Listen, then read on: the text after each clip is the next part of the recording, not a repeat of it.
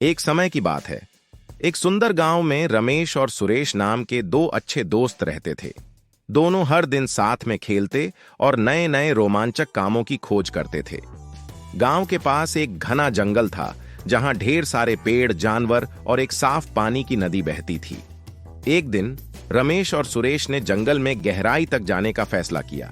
वे अपने साथ कुछ खाने पीने का सामान लेकर निकल पड़े। दोनों दोस्त जंगल की सुंदरता में खो गए और समय का पता ही नहीं चला। अचानक उन्होंने एक छोटी सी गिलहरी को देखा, जो एक ऊंचे पेड़ पर बैठी थी और नीचे गिरने के डर से कांप रही थी। सुरेश ने तुरंत कहा, रमेश, हमें इस गिलहरी की मदद करनी चाहिए। यह बहुत डरी हुई लग रही है। रमेश ने सहमति में सिर हिलाया और दोनों ने मिलकर योजना बनाई। रमेश ने एक लंबी छड़ी उठाई और सुरेश ने अपने हाथों से गिलहरी को पकड़ने की कोशिश की। काफी मेहनत के बाद वे गिलहरी को सुरक्षित नीचे उतारने में सफल हुए। गिलहरी बहुत खुश हुई और उसने मिठाई की एक छोटी सी टोकरी रमेश और सुरेश को उपहार में दी। गिलहरी ने बताया, यह टोकरी जादुई है। जब भी तुम इसमें से कुछ खाओगे, तुम्हारी सभी समस्याएं हल हो जाएंगी। दोनों दोस्तों ने गिलहरी का धन्यवाद किया और टोकरी लेकर घर लौट आए। घर पहुंचने पर रमेश और सुरेश ने टोकरी से एक एक मिठाई खाई। अचानक वे दोनों बहुत बुद्धिमान और समझदार हो गए। गांव में हर कोई उनकी बुद्धिमत्ता की तारीफ करने लगा और उनसे सलाह लेने आने लगा। कुछ समय बाद गांव में एक बड़ा संकट आ गया।